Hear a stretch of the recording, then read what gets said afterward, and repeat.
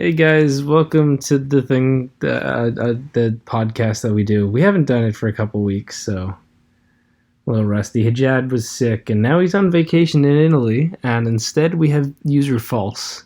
Hi. What's up, guys? Yeah, it's another non-American person to keep our ratios even. Right.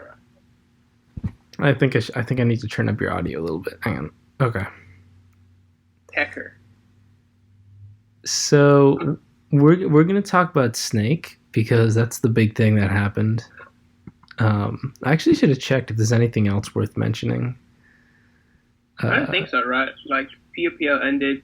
There's been no, stuff in between. Oh, this is open. Finals are up now. Teddy versus Star, which is going to be interesting, but Open. I don't want to talk about Open. yeah, I don't really want to go over the open games. We'll probably analyze Teddy versus Star when that happens, but I mean, I watched the replays for Star and Poek, and it felt like Star just, autopiloted to a really easy win. Like, I'm not going to go into, huge depth about it, but he didn't make any plays. He just switched into, the safest thing, clicked the easiest move. Like, it was such a boring series to watch. I don't know. No, I kind of agree. I know Poek's really good, and I kept being like, yeah, Poek will probably eventually turn up, and I'm interested to see where it goes, and then it never went. No, just nothing happened. Like, I think the only play that I saw during that entire series was he clicked Earthquake with CB. What's that fairy thing called? Granville? Yeah. The Quillfish, which was the easiest click of all time. Like, he was never going to anything but Quillfish there. And other than that, he just clicked the safest click every single turn. Switched to his Mudsdale on the Stoutland, clicked Protect. He just did. It was a really boring series to watch. I was kind of sad because, after going out, I played against Sotsa. At least he brought crazy, interesting stuff. Mm-hmm. All I've seen is top 10 Pokemon beat stuff together into teams. The first one Star used was literally just the team Tom Holland used the round before, but switched out the ground type. Yeah, that team gets spammed a lot, and we keep seeing these double eel leads that so much to the point where it's not really representative, just because that's the easy thing. I don't know. For me, the worst part was not only that, where it's the series kind of boring, but then the chat, you have Teal going, haha, Star versus Poek in PU Open, this tier shouldn't be in Snake. It's if you think that, then why are your really good players giving us this shit? So, it's weird as well that he's the pinnacle of PU, as if those two players aren't good players. But then you look at other Opens, and you have good players in every single Open because skill transcends tiers. If you're good at Pokemon, you're going to be good at any tier. Corazon is in UU Open Finals. He's not a UU main. Exactly. He's an OU main, but he's a good player, so he's in the... that's just... I don't know, he plays Little Cup, so his opinions are valid anyway. Anyway, yeah, that's open. We'll go over Teddy versus Star, but... Yes, the Snake draft happened. It was pretty interesting. Some people didn't like the results. Personally, PU ended up even better than I expected, so whatever. There was a lot more people picked than I thought. Way more people were picked as PU players than I thought. I thought it would cap out at maybe 6 teams having a PU player, and there was way more. There was people doubling up. That really surprised me. Yeah, I'm not surprised that it went up to eight teams. I'm not all that surprised because I kind of expected 7, and then one of the teams I thought wasn't going to get a PU player at all instead just went for Katut really early and then fuck the rest of PU. That's because Gamma was I can't believe they're drafting. He was on his phone, so he was just picking the easiest clicks. Yeah. But yeah, the doubling up I thought was really surprising, especially with who got doubled up on. I know some people... I've actually gotten a lot of people go to me yeah, you got snubbed really bad, that you should have been drafted. I'm yeah, I had that as well. I don't know. I found it weird. Some of the people that okay, look, no beef, but I'm pretty surprised that Telenet got picked. People like that seem to be based on a manager going through and looking at ladder, I guess. Because what else? Well, I think you decide on I think Telenet and Carson said, I think obviously Telenet and Tom are not necessarily better players than Robert Alphonse or TJ or myself or whatever, but I think they both made a name for themselves and had clout with managers. I think Tom did a really, really, really good job, like branding and selling himself, exactly. Through the tours, which made a huge difference. I don't think he gets picked if he doesn't put in all that time sitting in the tours Discord talking to people. I think that was a really smart move on his part. Mm-hmm. And I think Tlenet was probably something similar because he's had some PU tour results, and he's also definitely made a name for himself as like a builder, and he made what's probably the most spammed and reused team in PU at the moment, because unlike other tiers like OU and whatever, we don't necessarily all reuse a lot of the same stuff, and you see that, but Tlenet's stall has been remixed and reused more than probably anything else at this point. I mean, that team is so bad. I don't love it either. Hey, Teddy brought a game 3 versus HT. I know. He shouldn't have won. If I mean, hey. No, I mean HT had encore nasty plot Mr. Mime, and it did nothing. Yeah, I know. So yeah. Anyway, point is, like, I think they branded themselves and worked on that and got drafted, and I don't really have an issue with that. I think it really does create an interesting dynamic though, where like it's almost like the middle half of PU drafts have been cut out. Like if you go to Teddy's power rankings, which I think are mostly good, you've got like, okay, Katut, Tasker, Rexus, yourself, Teddy, all got picked up. And I think you guys are definitely like the top people to look at. Maybe less so Katut, but whatever. But then there's kind of like the middle group of people that you would put like just below you guys, like TJ, LST, myself, Robert Alphonse, also Hajad, if he was here, obviously would be up there. And like he definitely would have been picked if he was. Yeah, obviously. I'm 100% sure of that. Hajad would have been drafted for sure. But like none of these people are in the pool. And then after that, you cut back to like Ziri and Tom and Tlenet, and Ryza was a bit of a surprise, but apparently this was in the works for a while.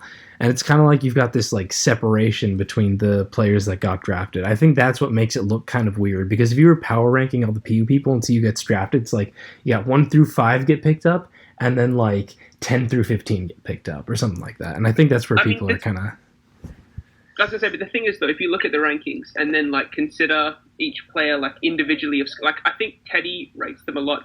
At least the listing here was done based on like a combination of like playing skill and building, or like tour readiness, right? Like the things that you're going to need to use to be like valuable to a team, right?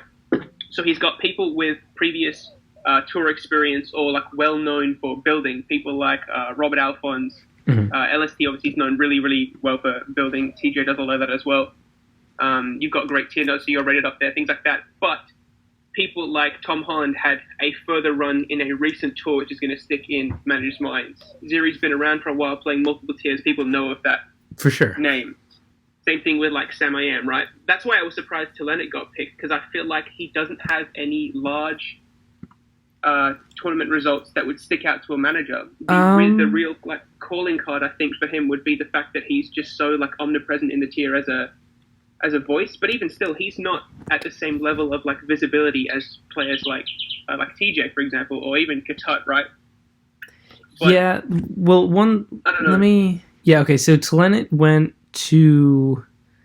He got 250 points in ladder tour, which is top 4. It looks like.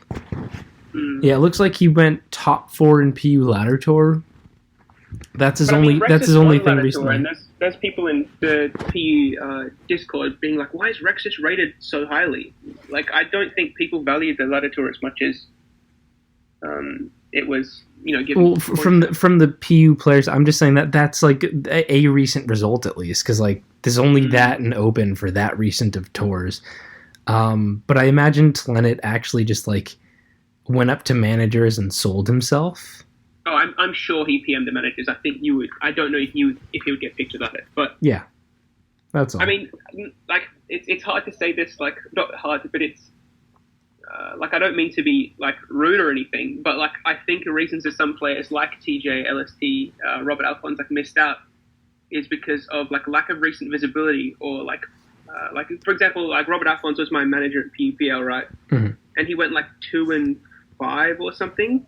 Like, like facing against like PU players who had come to PUPL specifically because they wanted to see what the metagame was like. They wanted to scout out the player base and things like that. And so seeing him have such a weak record, I'm sure left an impression on the the people that were looking into picking up yeah mainers, right?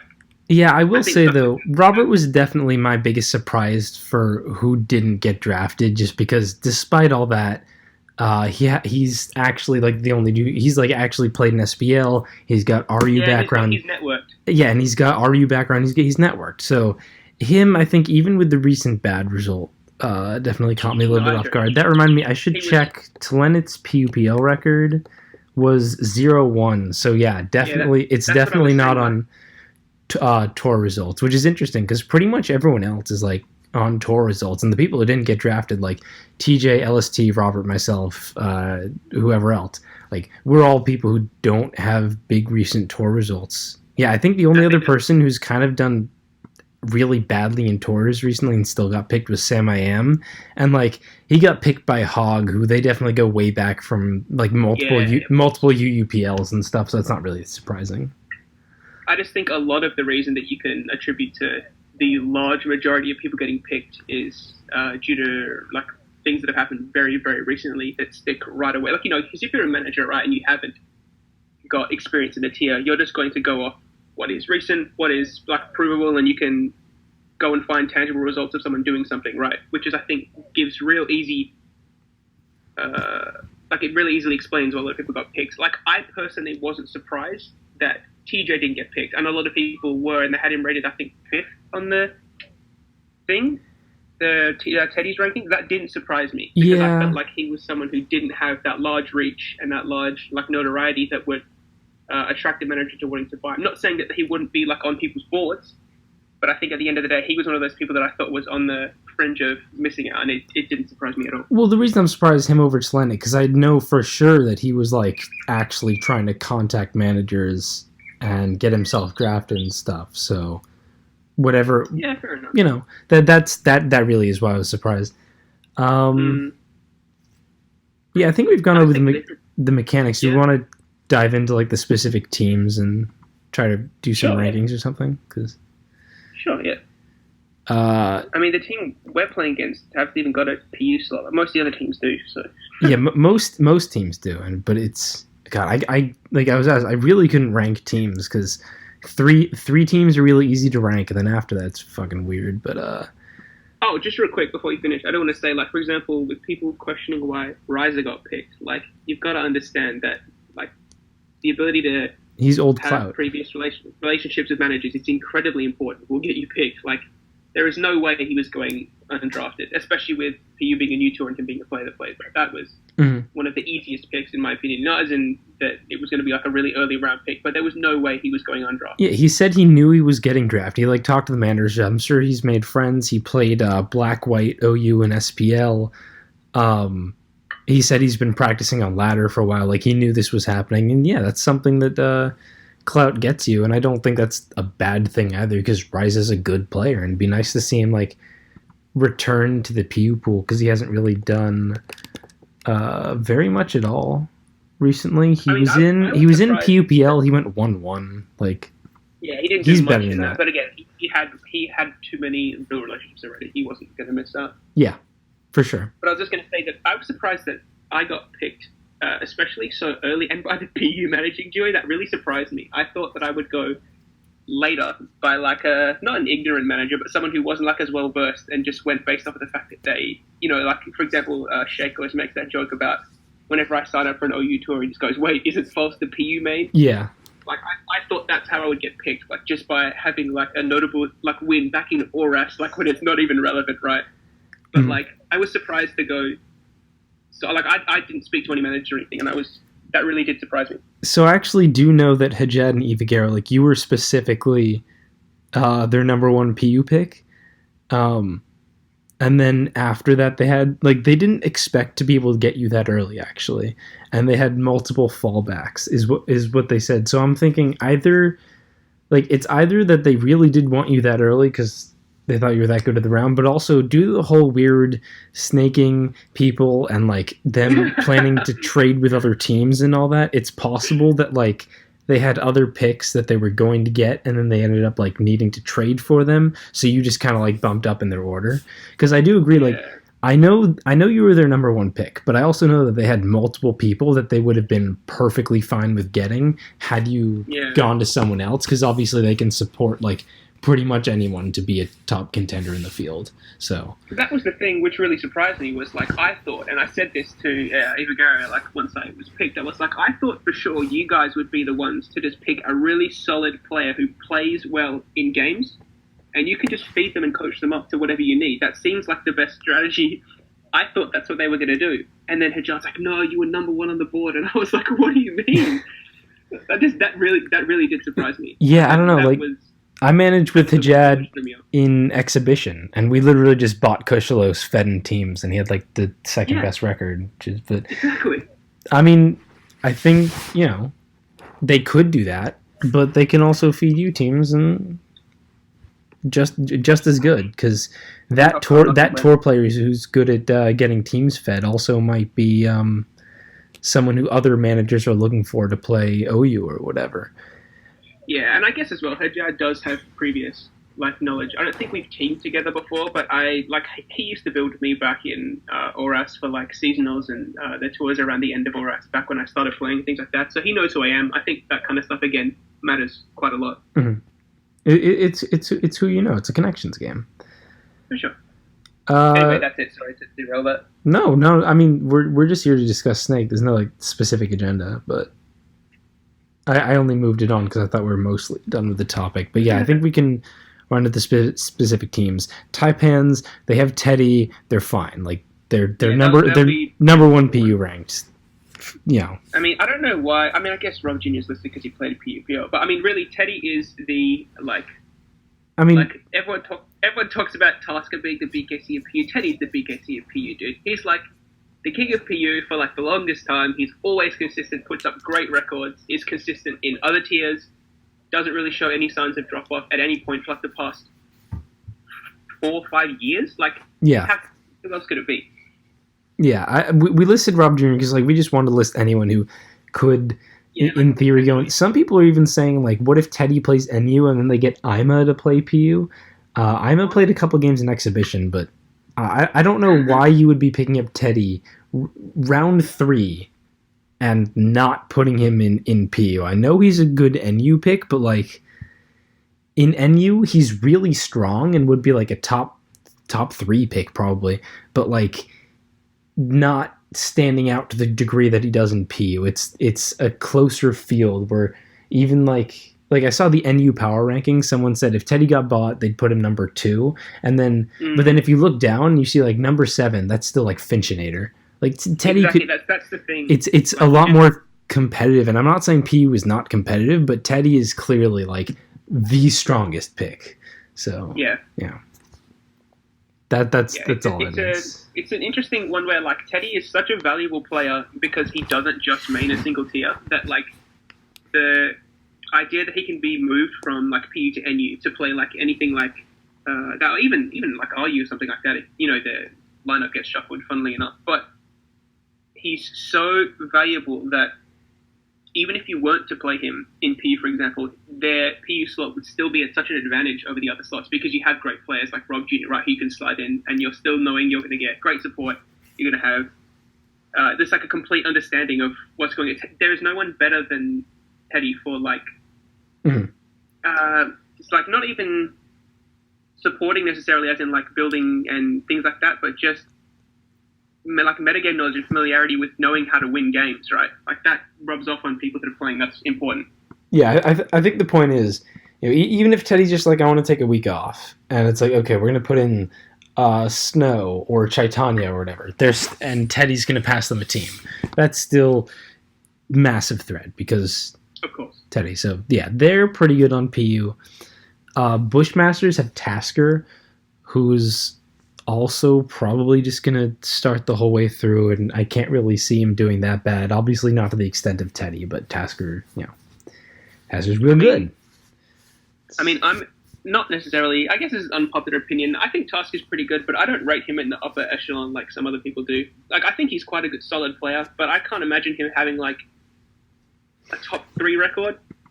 And I don't mean this to be rude. I think the pool is quite strong. considering the other players are available, you've got other like season tournament guys. Like again, funnily enough, like guys like Soulgazer and Shake and things like that, and obviously Kush if he ends up playing people like that, might not necessarily have the tier familiarity or things like that. But I don't think Tasker would be inherently advantaged versus any of those players to a degree that you would feel confident that he's definitely going to win those weeks. And I think that those are the kind of players that you put at the right at the top of your boards, right? I think Tasker is great, but I think he's in kind of like that second tier of player. I wouldn't put myself in the top tier either, but I think he's kind of in that second tier of guys. You know, Teddy's far above, I think, the level that a player like Tasker is at. And again, that's no disrespect to Tasker. Teddy's just a really strong player. No, I don't disagree, but I think once you have your top tier, which for me is Teddy, and then you would hedge add Eevee support. After that, it really, like, there's only two teams I would put in that like top tier 1, and then after that, I think Tasker, like, you know, tier 2 is still pretty high, sure. Still the potential for a top 3 record, and I think Tasker can pull that out. I also do think just having Serene Grace support, that's really nice. I assume Taz is going to be starting over Serene as their LC starter, which means Serene gets to definitely help out with more of the support game. And given their recent run with Open, their connections to, they're building with like Erusius and Squash and that group, I think there's definitely room for Tasker to get that help. Because honestly, I think Tasker's building is his weaker side. I think in terms of play, he's not. I think he can definitely keep up with, like, you know, your Soulgazer, your Shake, or the people getting thrown into PU. I think he's going to be able to keep up with those people. I think he's definitely in that group. Like, I don't think he's a step below them, especially when you add in the fact that obviously he's far more familiar with the tier. I just don't think he's such an easy cut above those guys that you could guarantee that he's going to have a great record. Mm-hmm. Mambas then? This is a weird team. So it looks like Rexus is going to be starting in OU, and Sam I Am is going to be the PU starter, with Jerry doing NU, which, like, you kind of got to mark out what's going to happen right off the bat, because they have 3 potential PU starters, but they don't have. Interesting. Oh, okay. I don't know that. I don't think Jerry's going to start NU, but I think he's going to be doing more support. I think ICT is going to start NU. Jerry's going to be support. Sam's going to be the PU starter. Possibly swapping Sam and Jerry, but I think we can mostly agree on Rexus is probably going to be starting in OU. I'm just checking right now. So they'll have Empo, X-Ray.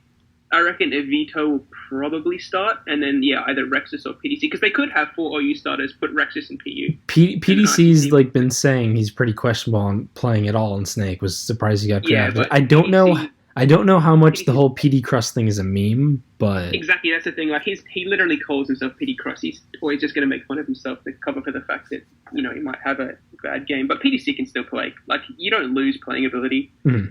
I don't think he'll start, probably, but I just think, they've got a good amount of flexibility, right? Jari's a really strong player, again, through multiple tiers. I think ICT will start in NU. He was like around 5 or 6. He was quite early, so I think it would be strange to invest that many resources in a lower tier slot and then not start them. Mm-hmm.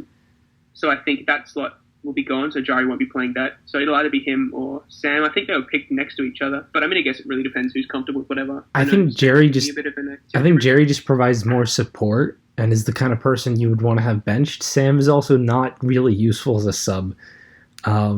Look, I love Sam. I've drafted him multiple times. I put him on the council because I trust his playing opinions.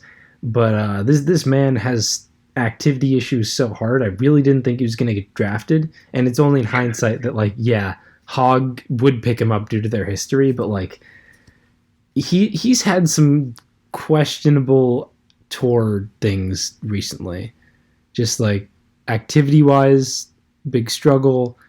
His PUPL records are uniformly pretty bad. He's not done well in any recent circuit tours. I should also pull up exhibition records, to be honest. Let's see if I can find those.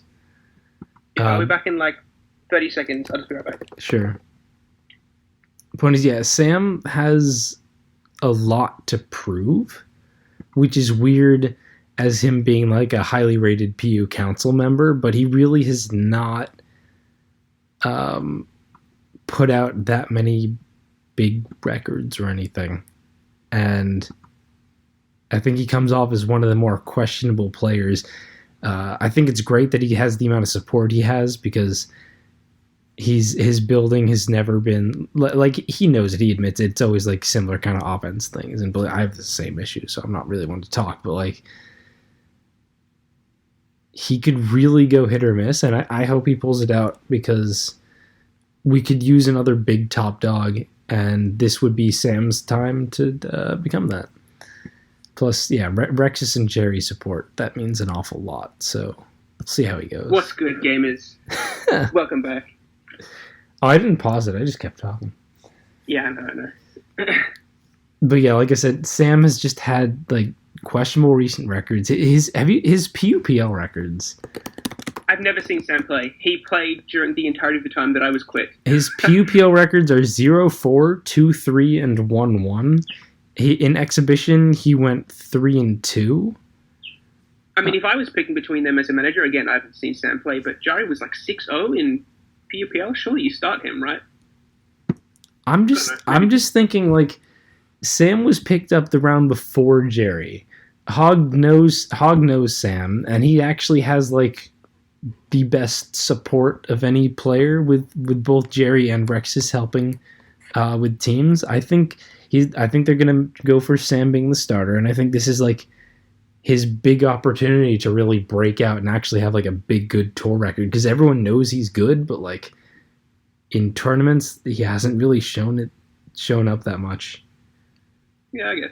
I don't know. I haven't seen Sam play. I rate Jari as a player though. I think this slot could really. I mean, whoever's in form, right? If Sam loses a couple of weeks, they'll probably chuck someone else in. If Jari ends up, yeah, and they'll move it around. Jerry's good too. Him starting would not be a loss in. I mean, again, you could even start Rexus, move someone else into OU. They've got plenty of flexibility, which is pretty strong. Yeah. So. This is one of the slots where we're just gonna have to wait and see who they actually start. But I think their PU's solid. I don't know. I definitely don't rate it above Teddy. I don't know that I rate it above Solo Tasker either. But I would rate Jari, but I don't think I'd rate Sam higher, just based on what you've said about recent tour, as well as the fact that I haven't seen much of him lately. That's fair. I mean, Jerry just coming off a 6-0 is 6-0, yeah, like very hard to ignore. So yeah, Cobras. This is one of the teams I really wasn't sure if they would actually bother with the PU main at all. But them splitting the difference, just going for Ryza and knowing like this is the dude we're going to pick up, I think makes a lot of sense. Interesting. Ryza recent tour records, he went 2-3 in exhibition. He went 1-1 in the most recent PUPL. Ryza, I believe. These are the kind of things that I'm interested in, right? Because I remember asking in the PU Discord, I was like, hey, why is Tasker rated so highly? No circuit tour. Coming off of like 3-2 PUPL and like a poor exhibition, right? And it seems to be a lot of these guys seem to have like poor exhibitions, but are still like touted as strong players. So is exhibition like written off as not a real tour or something? Like it's not, but for whatever reason, I think exhibition records tended to get kind of ignored. Exhibition was really weird for PU. A lot of people got slaughtered around weirdly. A lot of random or unexpected people ended up playing. I believe the best records were like, I don't even remember. Kush had one of the best records I know because he was on our team, and I think the Katat Ziri Corps ended up doing really well. Tasker went 1-6, which was like yikes. But Rex is on the same team at a solid 5-3. Exhibition was just really all over the place. I think Tasker's big thing was like last circuit. He did quite well, and I don't know that I actually don't have the sheet for last circuit because, like, geez, it's a while ago. But too long ago, not relevant anymore. Yeah, that's my problem. Last circuit, I went all the way to finals, but this year, diddly squat. Yeah, unfortunate. But yeah, Ryza, no circuit, no big recent tours, but obviously, like, this dude's good. He's known. He knows the managers. He's gonna put work into playing. I think I don't think it's an unreasonable pickup, even given his recent records at all. Like I don't know. I want to give like a fair ranking, and again, I feel kind of like me, but I would rate him like below that second tier as well. Like again, coming off of no recent stuff and being picked based off of that, and I don't doubt his ability to play. Again, no, I think that's really fair. Anything with that like that, but I just wouldn't consider him right at the top. But again, he's a serviceable slot. I think you don't. It's not like a high value pick. They didn't have to go high in the draft to get him. As far as I remember, he was like ninth or something. No, he's a late ninth round pick. So yeah, not a hugely expensive slot. You know he'll be consistent. There's not really any. It's a low risk pick, right? There's very little that can go wrong. You know he's going to be solid.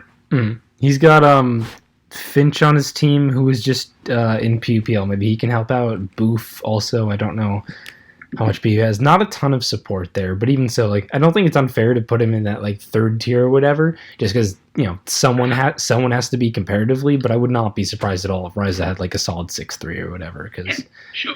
I actually think a lot of people listening like might not know that Ryza was a council member and forum moderator back in ORAS. Like, because we just have a lot of new people. I think people just genuinely wouldn't be aware of that info. So yeah, if you didn't know, that was Ryza.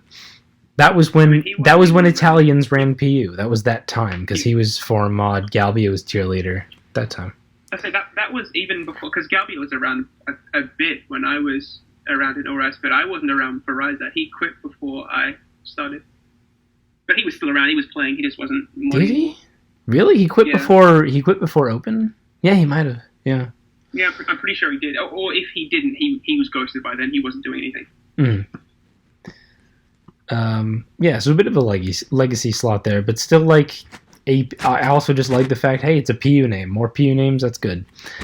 No, he's solid. You can't complain. Yeah.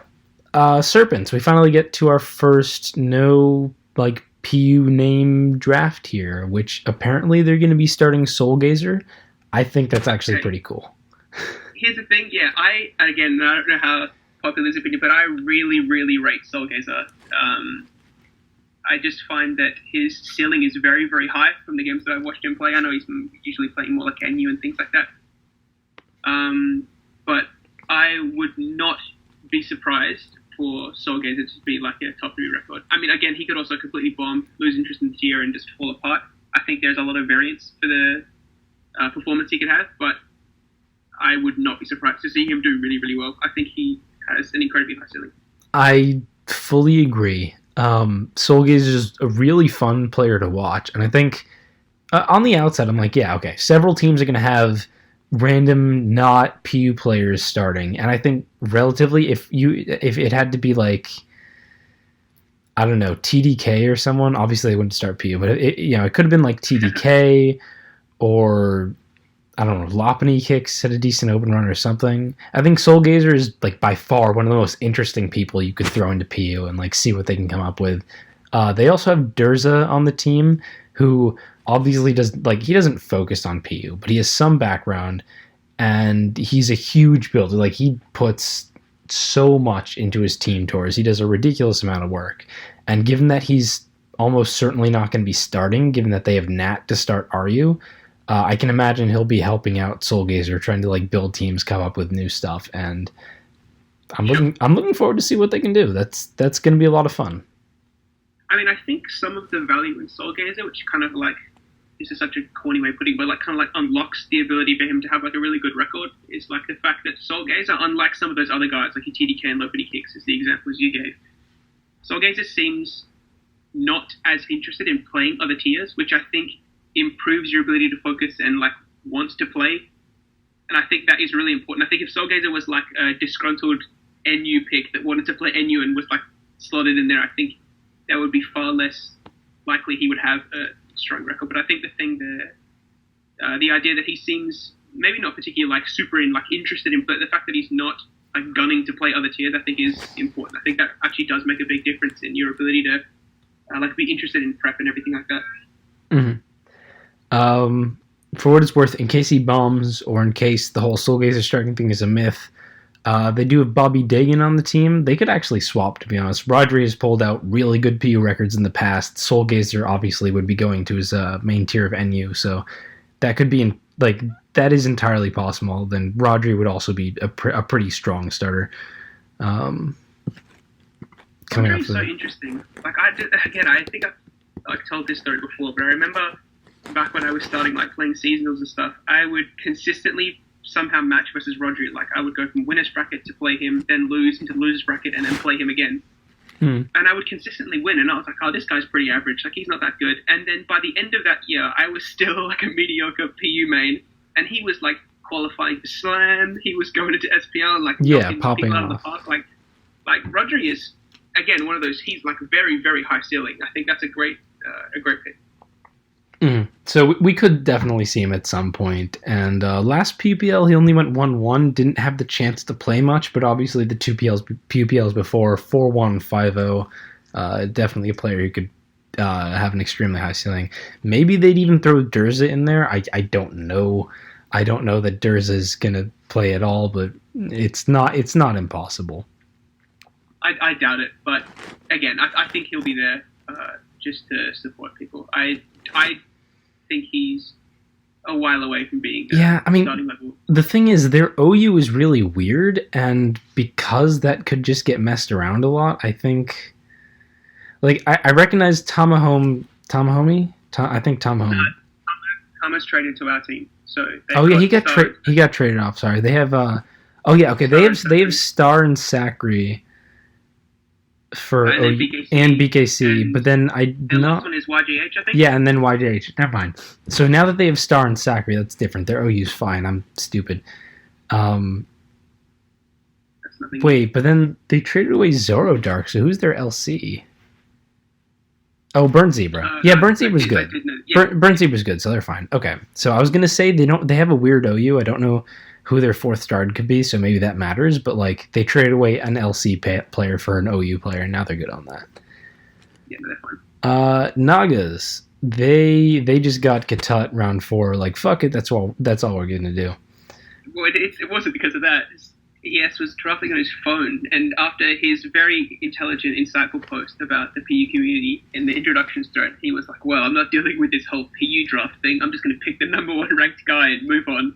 Yeah, I got to be honest, personally, I really hope that they go 0-9 in PU. I think that would just be great. Katut obviously has said some pretty mean things to me, but also, between the two of them, Katut and then the Eternal Spirit M Dragon managing team, I think that would just be fun if they just didn't do so good. But personal bias. Okay, personal bias aside, I know Teddy rates Katut really highly, but he has consistently not done that well in team tours. He did well in a couple of like PU seasonals, going into circuit, and then the first seasonal of this year. And then I think he did qualify for ladder tour, but then he did, yeah. But then he's been kind of. I mean, OU ladder tour. I don't know about PU. Yeah, but then he's been coming off a break. He had a 5-1 in exhibition, which is his like good-looking team tour thing, but also not relevant. Yeah, but also a 1-4 in PUPL. I don't know. I think Katut is clearly the kind of player where his building is much stronger than his play. He is, and in this pool, I don't know that that's still going to do it for him, because this is PU's strongest pool yet, and that's, I don't know. So I think I mentioned this before we started. Maybe I mentioned it when we started. My memory's not that good, but I wasn't really following Sun Moon PU during the beginning of PUPL, just because I was playing Orax. I literally hadn't played Sun Moon PU for a single second, and so like I never really followed any of those games. But I've gone back after playing through Open and like watched some of those games, and I watch a lot of Katut's games because I know he like won a couple things, and he seems to be like pretty notable. And I found that from the stuff that I was watching, either he was phoning it in, which seems to be what it is based from what I can kind of like gather. He didn't seem that invested, and it really does look that way.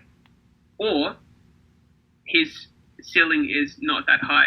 And I've seen him play in OU. I've seen him playing in like the OU's ladder tour and things like that. He does have capacity to play really well, and he has a very unique building style, which lends him to often have advantage at matchup, which is a very, very important thing if your playing ceiling isn't that high. I think he has the ability to win games despite that, but not at the level of someone like Solgazer, Rexus, those type of, Teddy, those type of guys. I think he relies a bit more on using stuff that's non-conventional, and because he has such strong familiarity with what he's using, he's able to put his opponent in a position where they can't fight back, regardless of his ability to, play at like the highest level. I think K-Tot is a good player. I actually don't think he's quite as bad as some of his like recent tour records would say. I think he was fun to get in for PUPL. Like that would be what I would guess. But at the same time, I think even at the top of his game here, I think he's probably maybe just above 500. It's tough because I think Katat is best on his own. Not as in a team. So I mean just like in his own environment, not playing in a team environment. I think he's one of those guys that really thrives off of being unpredictable and not having to serve someone else or do something that the team wants, and him being able to do his own thing. And so I think that's why. And I don't think his managers are going to be the kind of people to micromanage him that much. But I also think that the kind of people, if he starts off not doing so hot, Osh and Plaz are good low tier subs who could definitely be coming in like pretty early. So it's definitely, like you said, he could do very well. I'm not saying he can't, but I think it's just a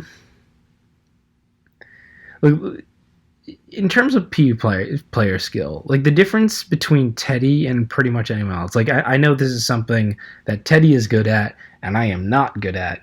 Even Teddy can get hacked, and he can still win because he has a very strong sense of like where to go to have your win con. He's very strong. He's a very strong sense of also like minimizing when he could get hacked. And he's a very fluid player. And I don't think very many PU players get up to that. Like, I'm considered one of the better PU players, and I am nowhere near Teddy's level on that. I should also not be considered one of the better players. That's just This gross. Reminded me of something real quick. From like an Untier talk I was watching a while ago, where whoever was playing in our slot, it was some filler slot. He was playing for PUPL versus Teddy. I was busy that week, so I got subbed out. Who was that? Shockwell. And he hacks the whatever psychic thing he hacks. I didn't watch the game, but I know that he hacks his way through Teddy's Behemoth. Yeah. But like, I understand that's hacks. But Hajjad said he could have hacked any other mon, but this was like the one counter. But like, of course, that's the mon he's going to hack because it's the counter. It's the thing you switch into it. It's the thing that's going to get hacked. Anyway, that went off a tangent, but that really, I was like, what do you mean he could hack anything else? Nothing else was going to switch in and have the capacity to be hacked. Well, thank you for the weeks-old response. But yeah, like this is something I'm trying to work on, because I think that's something Teddy is crazy good at, where he knows where to mitigate and he knows where to switch up his game plan. He knows where to be prepared for that kind of thing. Whereas I think a lot, like, I know for me, if one little thing goes wrong, I can really just like not know how to make it back. And like, I think Katut is closer to that level where he's not. I mean, I played PU Circuit Finals against him where he won the ribbon. You know what happened? Game 1, I made a team that I think was almost really good, but I forgot Scarf Auroras is slower than Nasty Plot Persian. And I got 6-0'd by Nasty Plot Persian, even though like outplayed him every other bit of the game, was like had a big lead, but like that just won. Nothing I could do. Game 2. I brought Stahl. He hacked me when Stahl would have auto won, and then I like crazy outplayed him to bring it all the way back. And then game 3, he brought a Sun team with Strength Sap Victory Bell, which is like the only thing that allowed him to play around Sucker and win. And like this is where I think he's really good at finding these techs and stuff, but I don't think he's the most solid player. Like when things go wrong and you have to like actually get in and start playing it, I don't rate him as highly as most people in the field. I want that to be my justification, because I also obviously personally have had issues with the guy, but I really think he's even more hit or miss than someone like Ryza. Yeah, as I said, it's the upper echelon players, the ability to change game plan mid-game. He doesn't have that, but that isn't always necessary. No, sometimes you just win. Play with familiarity and interesting things to put himself in matchup advantages will be enough to win games.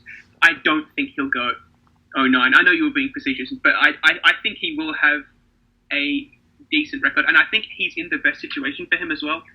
Gamma will give him plenty of space. He's not being surrounded by players who are the type of, like big personalities that are going to try and force him to do things he doesn't want to do. Yeah. You imagine being on some other teams, he might get a bit more like railroaded, and I think that would be bad for him. I think he's at his best when, again, he's playing individually. And so I think, whilst I don't think he's a great player in a team tour setting, this is a pretty decent spot for him. I think probably the best one he could have got. Mm-hmm.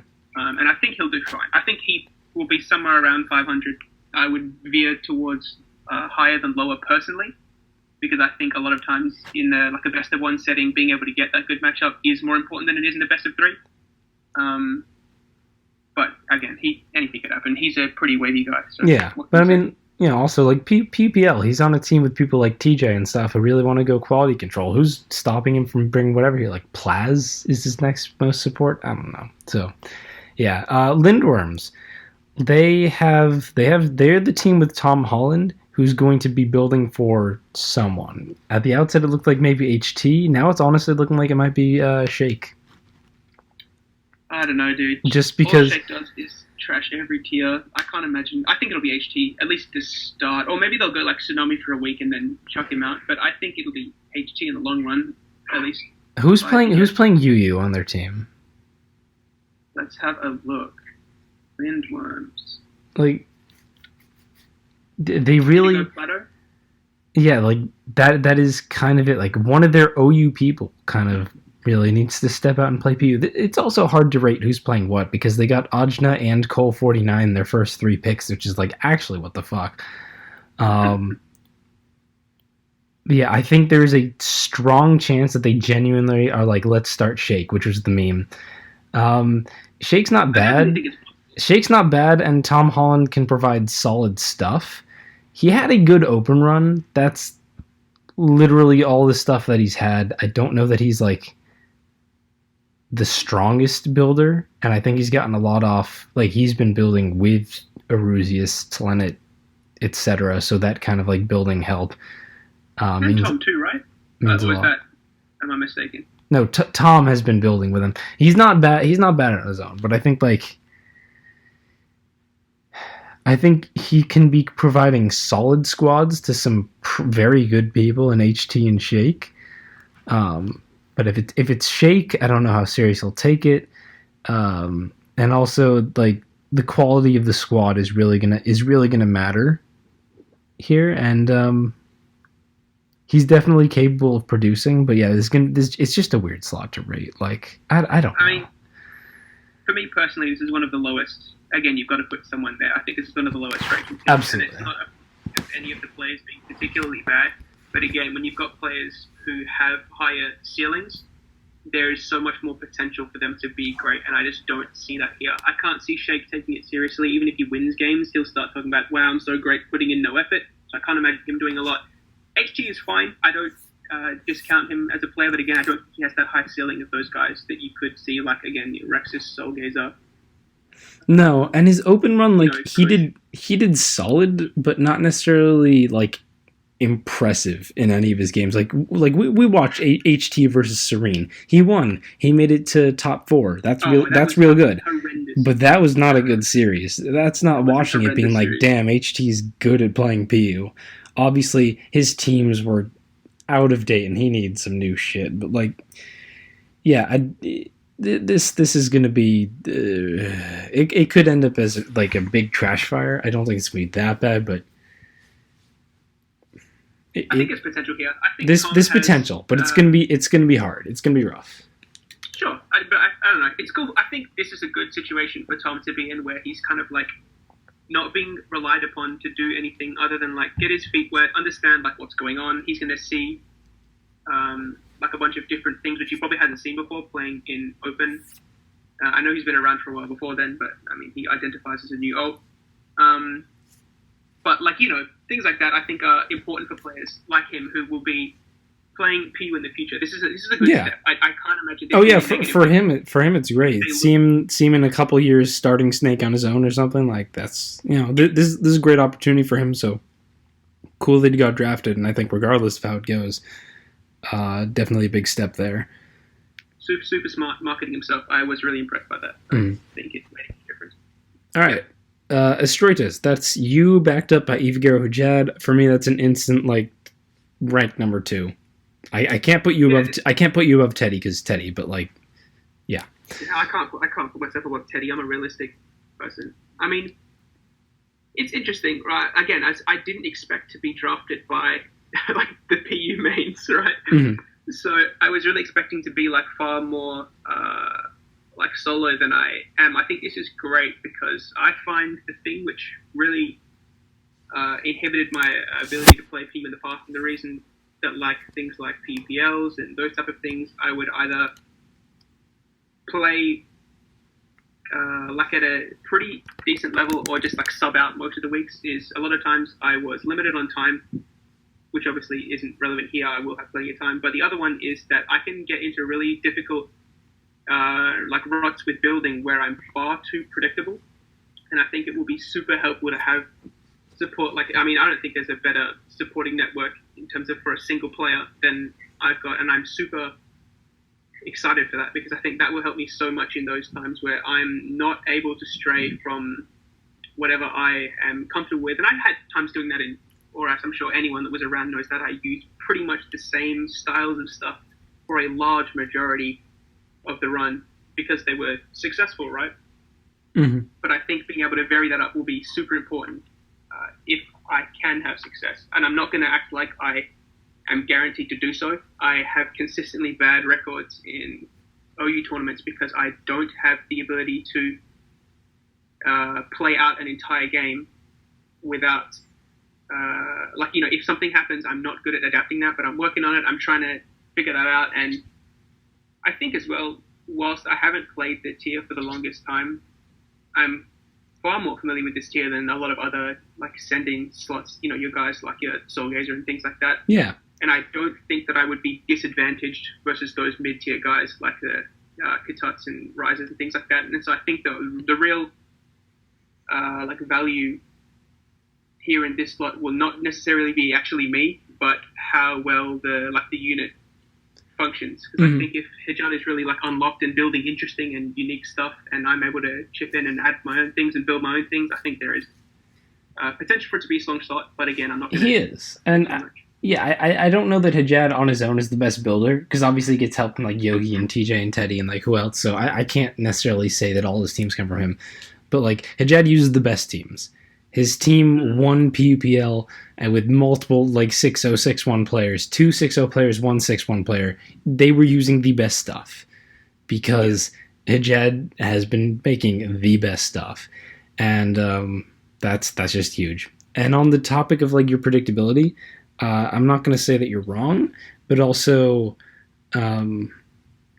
that's a lot in ORAS. There's not a lot to see from you to get a sense of in what ways you're predictable in Sun and Moon. You had an open run with not many like no public replays, not many public replays. I'm like you versus SOT. No, that would still be hidden. So yeah, like people, it's going to take a few weeks before people even have a chance to tell how you're predictable. So I don't think that's necessarily huge. That being said, if you start out 0-3, they have multiple people who could very easily be going into your slot. So yeah. Exactly. Like that's the thing, which I think is really they can put in like anyone to the slot, and that's good support. They can put in Filiburn, they could put in Santu, they could put in Who else do they have? Because they've made so many trades. Whoever this April Fool person is, I don't recognize them. April Fool is? Yeah, but Santu can easily, because that's the thing I was talking about with someone else, was that, like, and I really doubt that I'll bomb. I'm very motivated to play well in this tournament and for sure. Make sure, obviously I'm not going to come and say I'm going to lose games, but I think even if I do start out poorly, there is flexibility in this slot that will allow it to still be successful. Yeah, Santu or Fellerburn with the other one playing RU is what I would expect if you had to get subbed out or something. Yeah, I mean the biggest problem for our team I don't think is the lower tiers. I think we got it covered. I think I'll be fine. I think we cover most things pretty well. I said I'm personally pretty happy with how it turned out, and I would rate myself in the top half. But again, it really depends on like how well everything clicks, right? You can't say too much. Oh, I can't say too much about what I think is going to happen until I've actually, seen things in motion. One brief sec. Manny posted his own power rankings. That's very interesting. We can go over that after the. Wait, where's this? In the PU discussion, PU snake draft discussion thread here. I can link it to you. No, I got it. Okay. I think we should wait until after we talk about people before trying to go over that, but I think that'll be interesting to look at. Okay. Oh, yeah, I got it. Lake of Rage Leviathans. This is the team that picked up Ziri as a starting slot, which, not super surprising. I don't think anyone rates Ziri, like, crazy high, but has done well in other tiers, came off a pretty good exhibition as well, pretty solid. Not too surprising that they were starting, but then also doubled up with Telenet for support, which I think really accentuates Ziri. They always pull out, like, Ziri never really sucks. Like, if you put them in, if you look at a circuit tournament, like a random seasonal, like someone like me, I will go out round 4, like, not caring, using garbage teams, just shooting myself in the foot. Ziri is one of those players that, like, even if they're not amazing, even if they're not doing the crazy stuff, they'll always make it to, like, top 8 or something, just off, like, not really fucking up and being pretty solid. But I think the thing about Ziri, I think it's again one of those. I've used this term far too often as a crutch, but I mean, I really don't think there's a better term to describe it. Ziri's one of those guys who's like might not have a super high ceiling of some of these other guys, but has consistent a high floor in every area you could want him. Exactly. You're not going to see Ziri just bombing every week, using terrible stuff, playing badly, throwing games away. It's not going to happen. You might not see 9-0 obliterations every week, but I mean, considering Ziri was quite late again, I think it's perfect value. Like there's no negatives that you could say outright about someone like that. Yeah. And again, Telenet, while I don't personally rate him as highly as almost anyone else, his support is going to be strong. Exactly. And I think it's notable that Ziri, in PUPL, they had a 1-1, didn't play very much, but in exhibition, they went 5-1. And that was them, it was Ziri plus Katut, playing PU, supporting each other. It could be like that support really helping them to pull out that kind of record. So if that's the case, getting someone like Telenet on behind them, I think it was very surprising to see them double up and get support like that. But I think does definitely make me rate that slot much higher than I would. Otherwise, Ziri is kind of hard to put higher, to rate that highly, just because, comparing them to everyone else, it's a strong field. Someone has to kind of be that low. But I think the Telenet support really makes a case for Ziri. I can't really see them going negative. I think they're going to be just fine. So I reckon this team is around 500, yeah, at best. But, I don't, maybe at best, but also at worst. I think they're going to break even 5-4, 4-5. Yeah, but at the same time, there really isn't for a fact this isn't going to be one of the slots that falls apart. One of them will. It happens inevitably in every single tour slot, or maybe 2, just completely bombs. This won't be the one. They might not have the top record, but this is a really solid, easy slot that you're going to get. Yeah, for sure. But speaking of slots that might totally bomb, the Rattlers, the only other team to just not bother drafting a PU main, but also this one's hard to talk about because it's very unclear who's going to be starting in PU. And I mean, What? I've been told 3 different players are going to start. See, Kushalos would be the natural name for, like, they have by far the most PU experience, really good PU tour records, all that. But always with a builder, very rarely, like, doing their own thing building, like, always getting support. They didn't draft any support like that. So I've also seen a lot of people saying, oh, Kush is going to be starting in NU and, like, ranking Kush in NU. So if not Kush, it gets pretty questionable. They have Reggie, who only signed up for PU, but is an Uber's main, and I've never seen them play PU. And it will not be him. I guarantee it. I don't know. Let's see. The player that I've heard the most was actually Gary the Gengar, which surprised me since he signed up only for RU. And so in my head when I was yeah, I've seen people rating him for RU. Yeah, I had him in because he signed up for RU. He didn't sign up for PU, and he had him in RU. And then Roses and Kush swapping between NU and PU, whoever wants to play what, right? But I've been told by multiple people that Gary the Gengar is slotted in PU. I don't know if that's correct, but I think it's far more likely he will play. I think it's between him and Kush, based on what I know. But I think if I was managing, I would put Kush in NU. I mean, Kush is one of the best players in the site. He's super strong in NU, and like he's actually built in NU. Like I don't. He genuinely, like, he always pulls out great records. It's always completely, like, he doesn't build. I've drafted him multiple times. It's always, like, you're passing him the teams. So I really don't see him.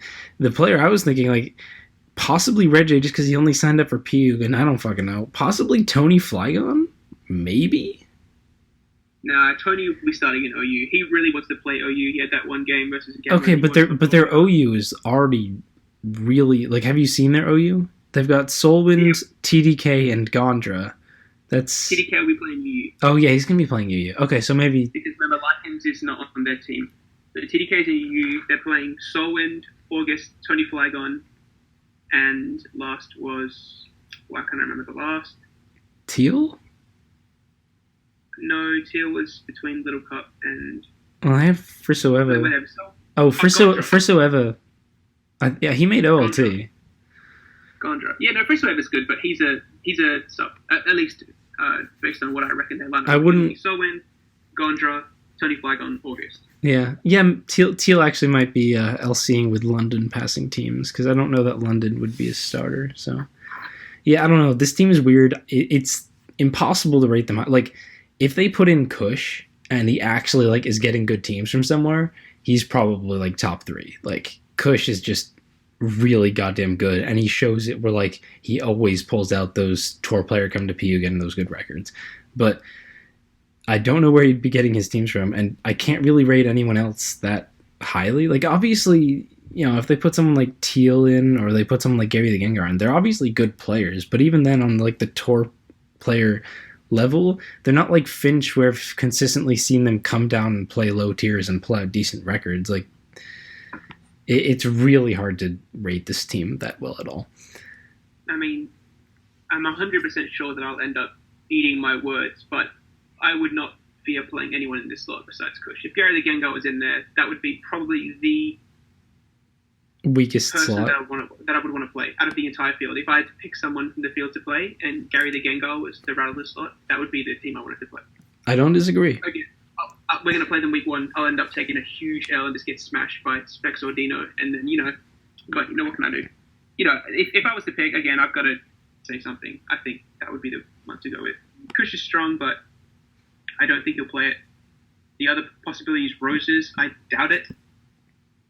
I don't know. I don't see it. It's not impossible. Roses hasn't even played like PUPL though or anything like that. Like he really. Yeah, but neither does Gary the Gengar. Gary the Gengar didn't even sign up any opens. I know. It's hard.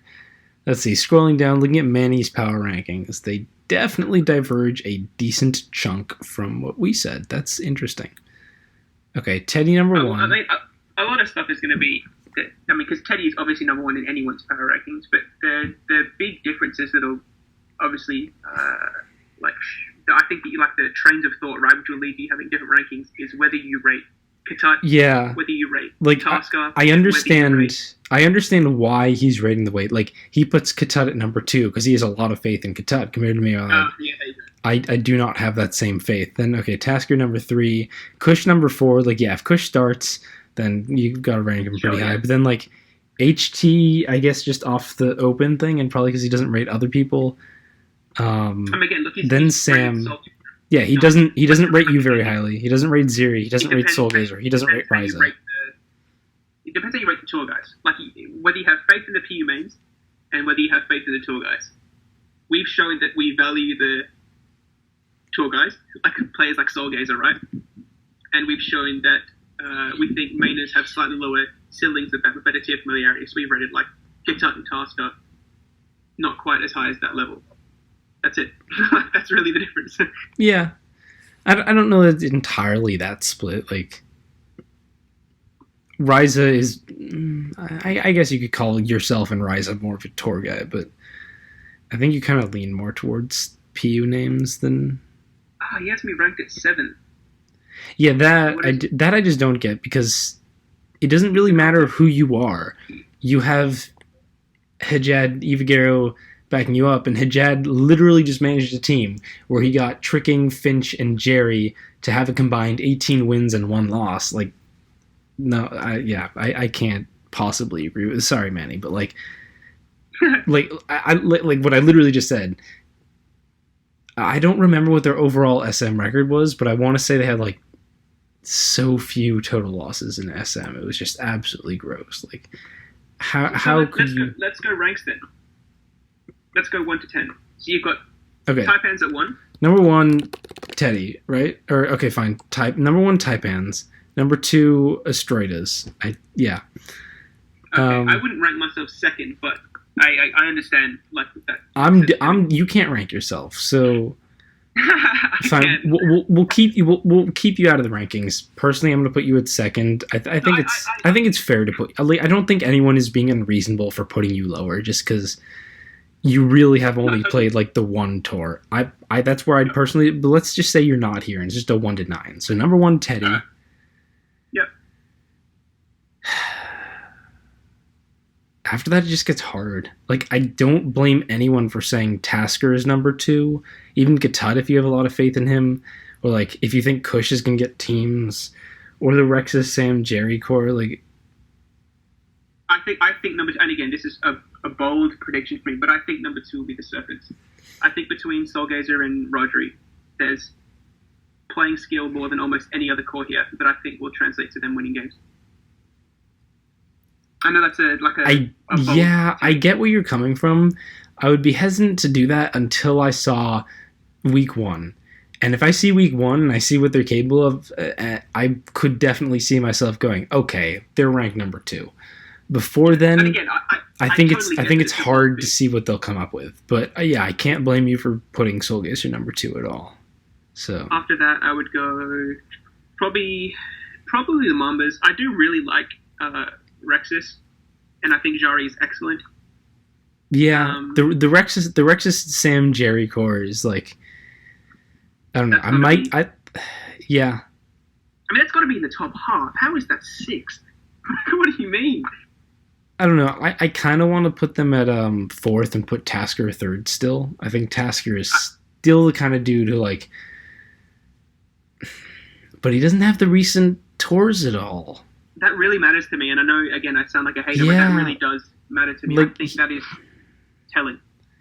Like, everyone in PU puts him that highly because everyone knows, like, yeah, Tasker's been real good, but recently he's not. I think as well, I don't know if this is to my advantage or disadvantage, but I'm kind of removed from Tasker's, like, successful streak, and so all I've seen was the before. Yeah, that's the thing. You weren't around for that.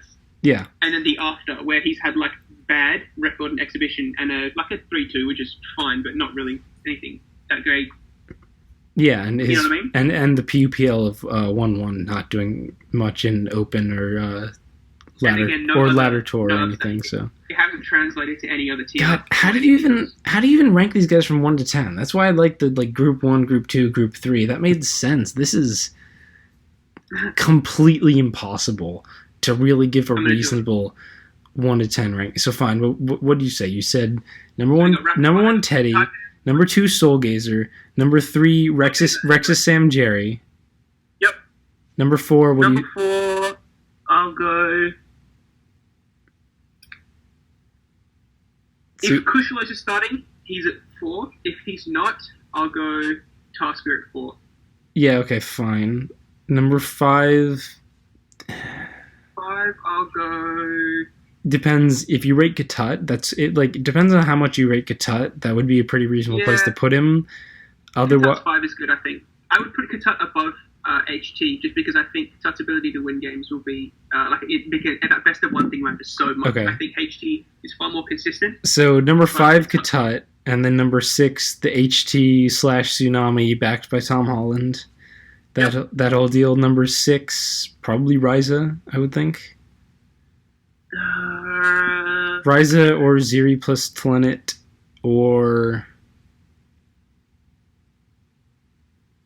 That's the last two. No, well then the last place would be like Rattler is not starting Kush. Oh yeah, of course. I'll go Zeri and Tlenet above Ryza. I think there's a bit more support there, and I think Zeri... I don't know. That's just a feeling, I guess.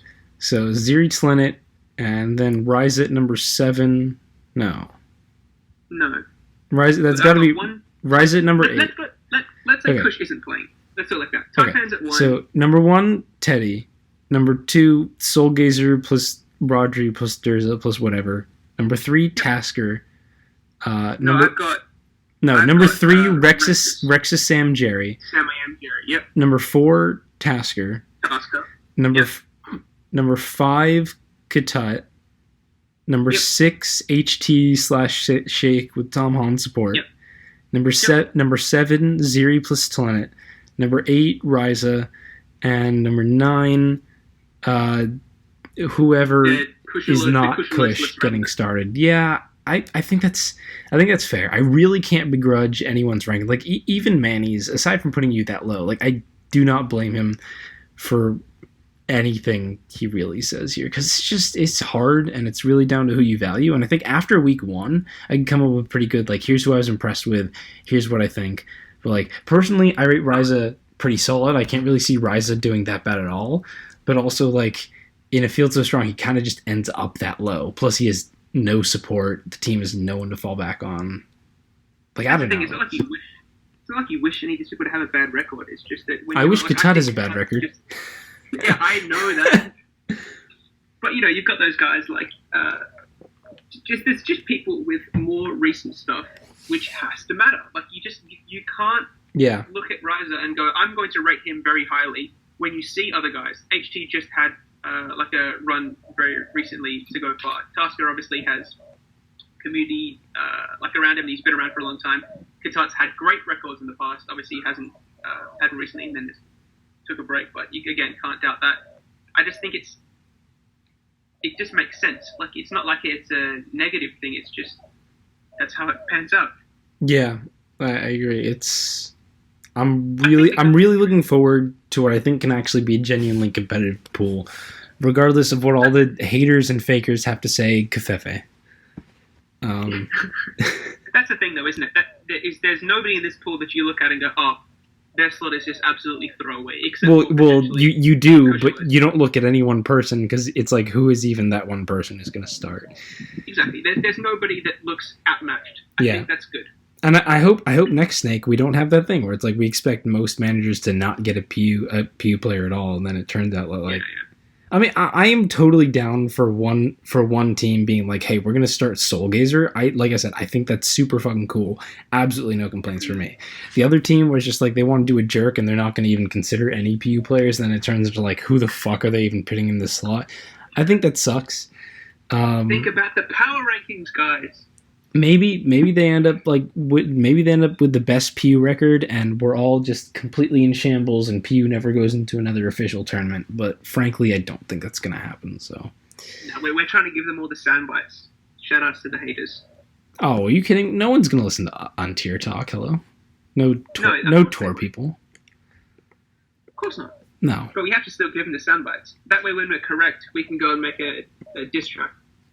Megazord feet false. That would require editing and technical skill. It's one thing you will never find on this channel. Oh, bro. Okay, look. Leave a like if you want to see the Megazord and False diss track. I've just guaranteed you like 1 billion likes, bro. Nobody doesn't want to see a diss track from Megazord. And the first time I don't like you, K-Tut. I genuinely I need more beef with people to do a diss track. I've got K-Tut, I've got Dundies, I've got Z-Drop. That's like 3 people in PU. Dundies. My dad. I know there are people in private PU related servers who really hate me, and I don't even hate them back. Like, I genuinely am not even mad at them. So how am I gonna make a diss track? You just have to what's it called? What's the word I'm looking for? You have to like own it. You have to what's the word I'm looking for? Like savor it. You have to love the hate. You've got to get into it. Embrace it. That's it. You've got to embrace the hate, dude. That seems like you're trying to turn me to the dark side. No, I just want you to do a diss track. That just sounds like a very Star Wars speech right there. You have to embrace the hate. About Manny's power rankings in the diss track. I'll be like, bro, you ranked me at 7.